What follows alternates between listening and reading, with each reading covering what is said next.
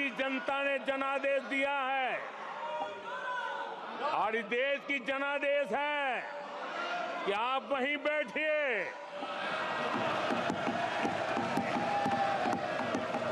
विपक्ष में ही बैठो और तर्क खत्म हो जाए तो चीखते रहो, चिल्लाते रहो।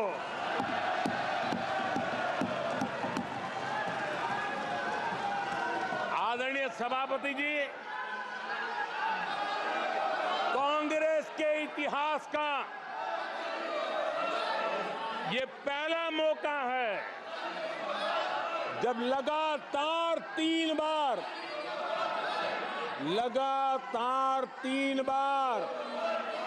कांग्रेस 100 का आंकड़ा पार नहीं कर पाई है। कांग्रेस के इतिहास में ये तीसरी सबसे बड़ी हार है, तीसरा सबसे खराब प्रदर्शन है। अच्छा होता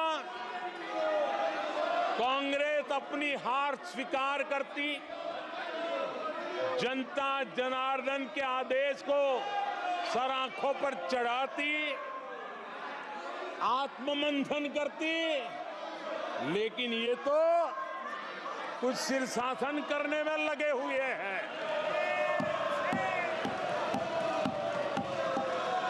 और कांग्रेस और उसकी इकोसिस्टम दिन रात बिजली जला करके हिंदुस्तान के नागरिकों के मन में ये प्रस्थापित करने की कोशिश कर रहे हैं कि उन्होंने हमें हरा दिया है। आदरणीय सभापति जी, ऐसा क्यों हो रहा है, मैं जरा अपने सामान्य जीवन के अनुभव से बताता हूं। कोई छोटा बच्चा साइकिल लेके निकला है और अगर वो बच्चा गिर जाता है, साइकिल से लुढ़क जाता है, रोने लगता है, तो कोई बड़ा व्यक्ति आकर के उसके पास पहुंच जाता है और उसको कहता है, देखो चींटी मर गई, देखो चिड़िया उड़ गई, अरे देखो तुम तो बहुत बढ़िया साइकिल चलाते हो, अरे तुम तो गिरे नहीं हो। ऐसा करके उसका जरा मन ठीक करने के लिए प्रयास करते हैं, उसका ध्यान भटका करके उस बच्चे का मन बहला देते हैं। तो आजकल बच्चे का मन बहलाने का काम चल रहा है।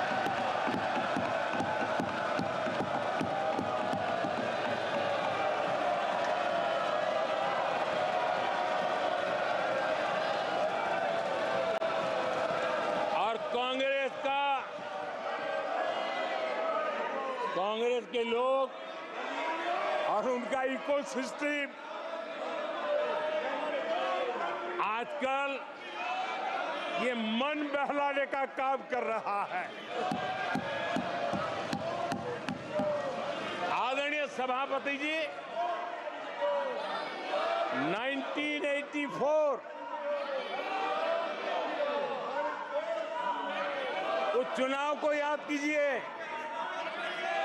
उसके बाद इस देश में 10 लोकसभा के चुनाव हुए, 10 लोकसभा के चुनाव हुए।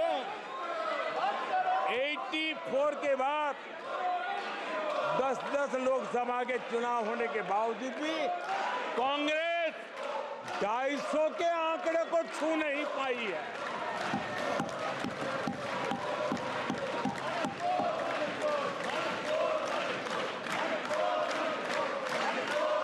इस बार किसी तरह 99 के चक्कर में फंसे गए हैं।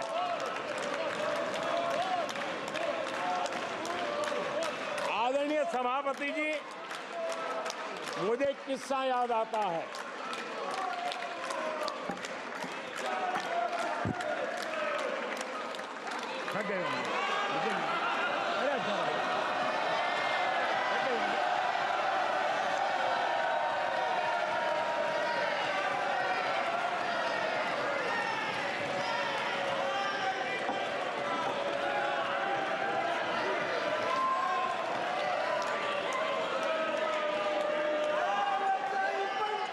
आदरणीय सभापति जी,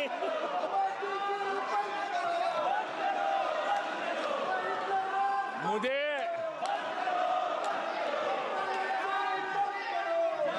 एक किस्सा याद आता है। आदरणीय सभापति जी, मुझे एक किस्सा याद आता है। 99 मार्क्स लेकर एक बालक घमंड में घूम रहा था और देश सबको दिखाता था, देखो कितने ज्यादा मार्क्स आए हैं। तो लोग भी जब 99 सुनते थे तो शाबाशी देते थे, बहुत उसको हौसला बुलंद करते थे। तो फिर उनके टीचर आए कि भैया किस बात की मिठाई बांट रहे हो, ये 100 में से 99 नहीं लाया, ये तो 543 में से लाया है।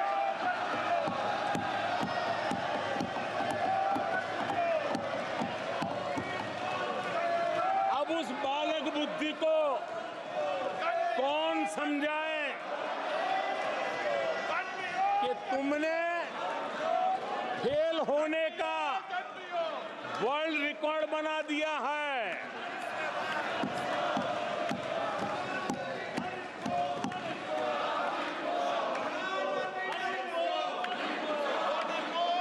कांग्रेस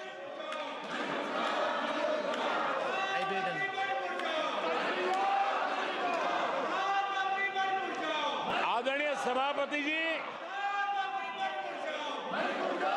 कांग्रेस के नेताओं के बयानों में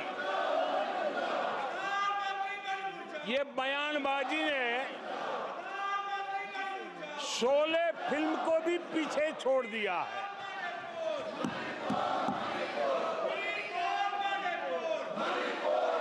आप सबको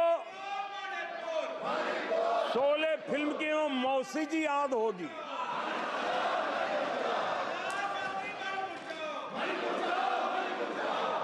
तीसरी बार तो हारे हैं, पर मौसी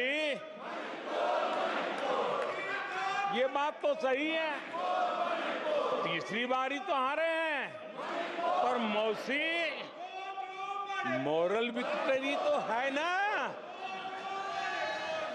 आदरणीय सभापति जी, 13 राज्यों में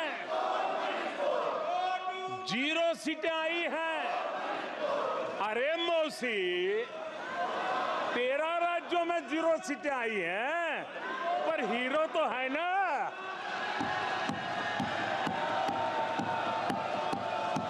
आदरणीय सभापति जी,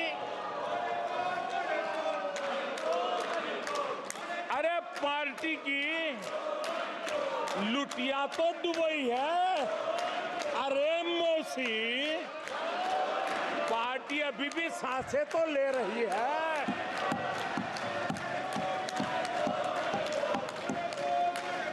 मैं कांग्रेस के लोगों को कहूंगा, जनादेश को फर्जी जीत के जश्न में मत दबाओ।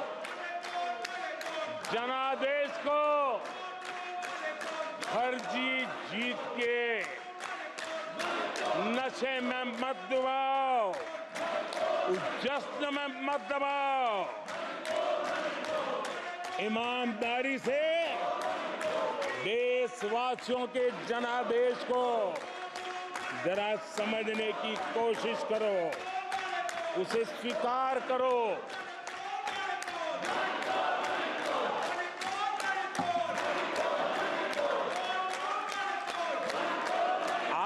सभापति जी, मुझे नहीं पता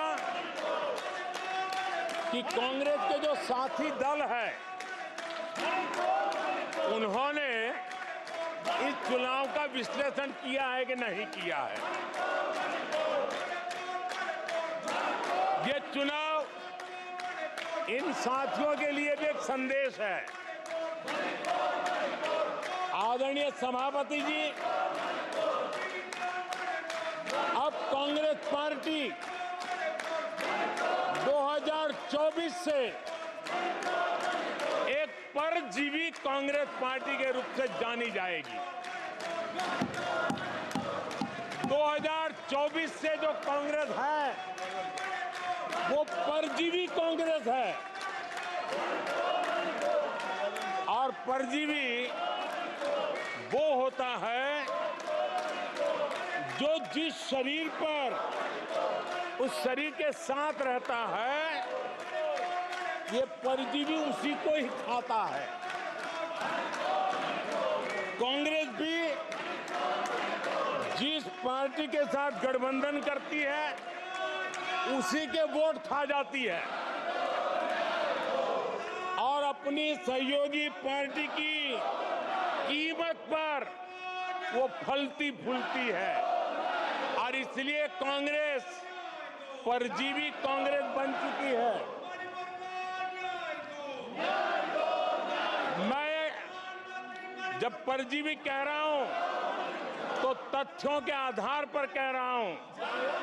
आदरणीय सभापति जी, मैं कुछ आंकड़े आपके माध्यम से सदन को और इस सदन के माध्यम से देश के सामने रखना चाहता हूं।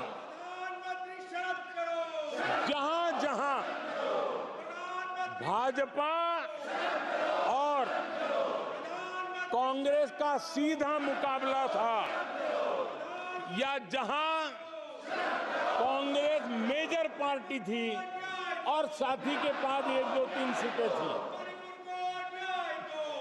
वहां कांग्रेस का स्ट्राइक रेट सिर्फ और सिर्फ 26% है, 26% है। लेकिन जहां किसी का पल्लू पकड़ करके चलते थे, जहां वो जूनियर पार्टनर थे, किसी दल ने उनको कुछ दे दिया मौका, ऐसे राज्यों में कांग्रेस जहां जूनियर पार्टनर थी उनका स्ट्राइक रेट 50% है, और कांग्रेस की 99 सीटों में से ज्यादातर सीटें उनके सहयोगियों ने उनको जिताया है। और इसलिए मैं कहता हूं ये परजीवी कांग्रेस है। 16 राज्यों में जहां कांग्रेस अकेले लड़ी, वहां उसका वोट शेयर इस चुनाव में गिर चुका है। आदरणीय सभापति जी,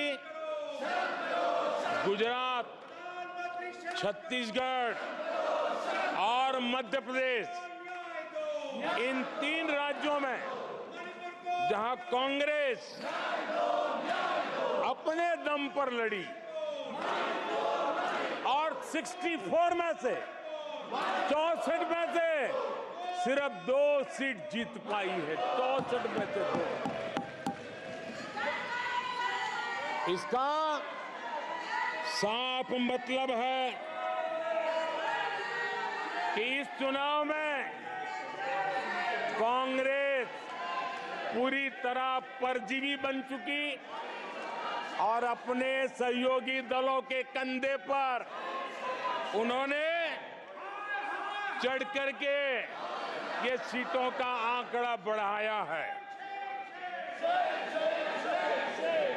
अगर कांग्रेस ने अपने सहयोगियों के जो वोट खाए हैं वो अगर न खाए होते तो लोकसभा में उनके लिए इतनी सीटें जीत पाना भी बहुत मुश्किल था।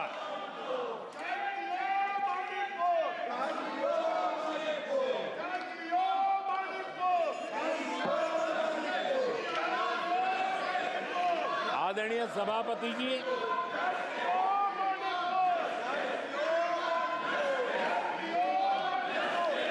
ऐसे समय एक अवसर आया। देश ने विकास के रास्ते को चुना है। देश ने विकसित भारत के सपने को साकार करने का मन बना लिया है। तब भारत को एकजुट होकर समृद्धि का नया सफर तय करना है। ऐसे समय ये देश का दुर्भाग्य है कि हिंदुस्तान में 6 दशक तक राज करने वाली कांग्रेस पार्टी अराजकता फैलाने में जुटी हुई है। ये दक्षिण में जाकर